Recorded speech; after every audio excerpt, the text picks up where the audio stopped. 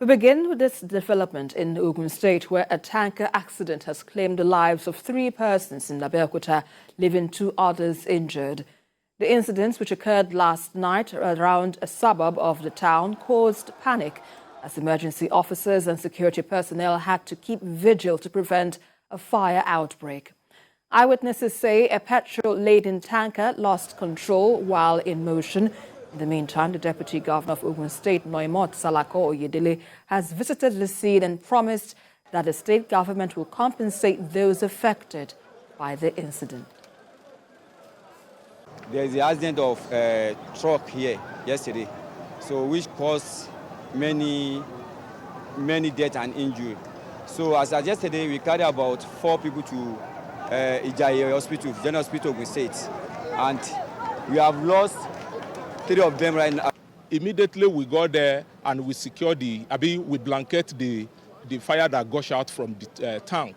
So what we do, we discovered that 2 suspected dead body and 1 casualty, which were rushed them to the hospital. That was yesterday. Today, as they were lifting the tank, so we suspected another a lifeless body again, which has also been taken to the morgue. And that a fully laden truck of fuel crashed into a building, and unfortunately we have 3 casualties and 2 people injured and in hospital. His Excellency extends his condolences to the families of the bereaved and also sends his best wishes for swift recovery for the injured who are in hospital. So we'll be working with the State Emergency Management Authority, who will be here on Monday to assess losses of people here so that we can see how we can compensate them for their losses, and also to support the families of the bereaved at this very trying time. Let's take you to Kaduna State, where terrorists have reportedly killed one pastor, Musa Mairimi, in Kajuru local government area.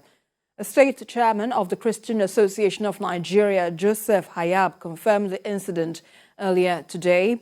It was also gathered that the assailants abducted the wife of the slain pastor together with other members of the community when they attacked on Thursday.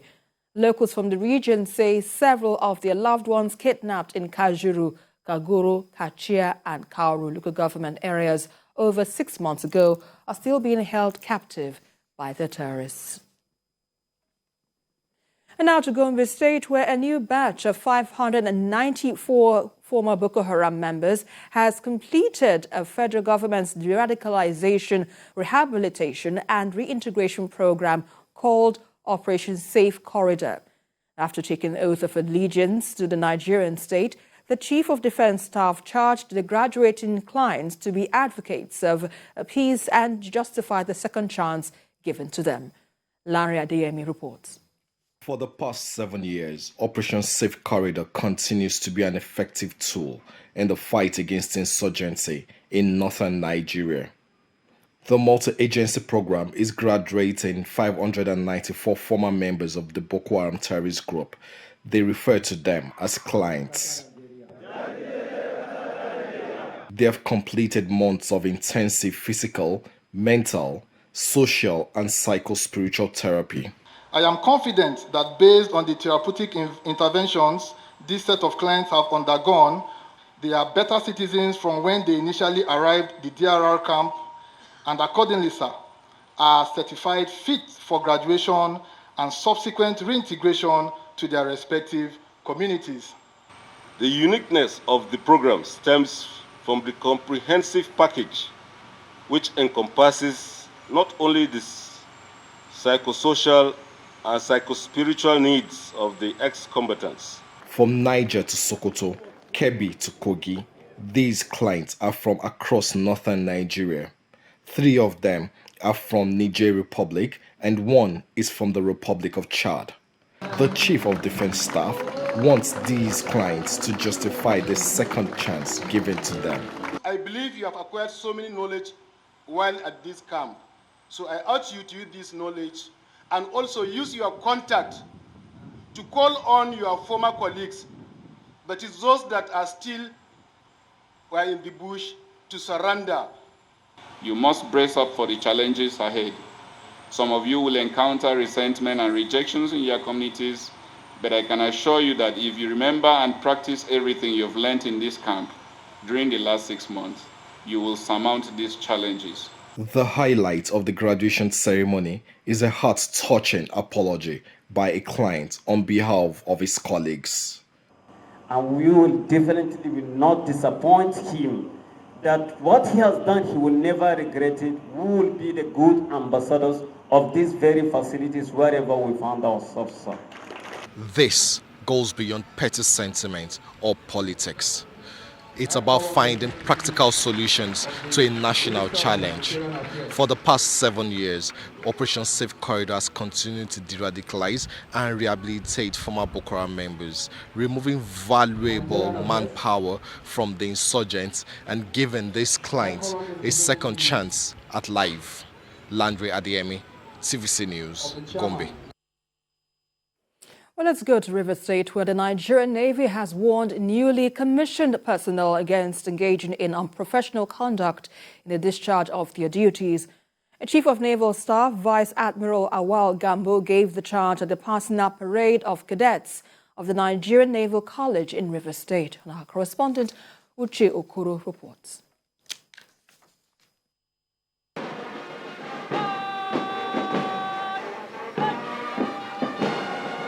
It's the end of a 6-month training for these 156 cadets of the Navy Special Duty Pre-Commissioning Training. According to the Chief of Naval Staff, these personnel are joining the officers' cadre at a critical time when the country is facing emerging and dynamic security challenges. The nature of these threats places on the Navy an even greater demand to abide by the rules of engagement at all times. It is important that I order you to desist from any act that will compel the Nigerian Navy to use the arm of the law to correct your wrongdoings. Your personal interest must never override national interest.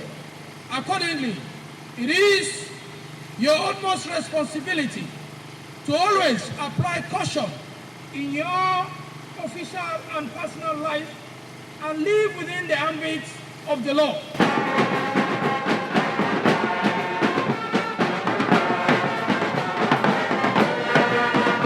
These personnel will be deployed for field operations across the country, including post-election duty. Certainly, the 2023 general elections have just been concluded, but deployments at strategic locations are still in place all over the nation. Some of you will be involved in these deployments to lead troops as part of military aid to civil authority. You must be professional and avoid acts that will put the armed forces in disrepute. The officers, which include 19 women, were commissioned with the Nigerian Navy rank of sub-lieutenant during a short ceremony after the passing out parade. Uche Okoro, TVC News, on air. A Labour Party governorship aspirant in Imo State, Humphrey Anumundu, has been confirmed dead. He was one of the aspirants who purchased Labour Party forms for next month's primary elections. The cause of the death is still unknown, and the family is yet to make an official statement to this effect. The Inter-Party Advisory Council in Ogun State has commended the Independent National Electoral Commission, security agents, for the conduct of the governorship and National Assembly elections held in the state, and also congratulated Governor Dakwa Abiodun for his re-election. Just as a group of politicians under the aegis of the coalition of registered political parties called for the review of the outcome of the governorship election results. Our correspondent Kazim Olowe reports now from Abeokuta. Days after the governorship candidate of the People's Democratic Party in Ogun State, Ladi Adebotu, led other members of his political party to protest the outcome of the governorship election in the state, the Inter-Party Advisory Council in the state and some governorship candidates have declared the result as a true reflection of the wish of the people and congratulated Kasuwa Magani for his re-election. The group advised those who have any contrary opinion against the position of the INEC to go and seek redress in the court instead of engaging in protest and things that may cause breach of peace in the state. All the registered political parties that are here present with their governorship candidates join with the IPAC Executive Council, hereby accept the governorship and the assembly result as announced by the INEC. We want to use this medium also to congratulate the winner of the election, the governorship election, Governor Abeokuta MFR, for the victory given to him by the electorate in Ogun State.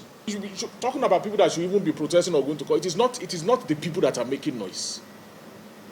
I'll just make it very plain. It is not PDP, because we are all witnesses to what happened. I know what happened in my own polling unit in Ijebu Northeast, Araromi Primary School, Neaton. I know what happened there. There were cases of vote buying by PDP.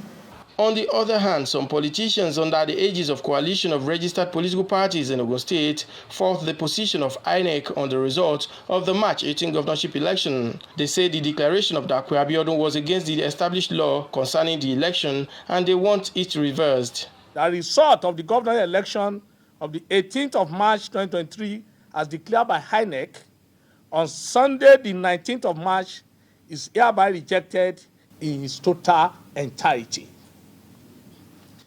The declaration of Kasuwa Magani as the winner of the Ogun State governorship election by INEC is also rejected. As political parties hold different positions on the outcome of the governorship election in Ogun State, the tribunal may be the only alternative for now. Kazim Olowe, TVC News, Abeokuta.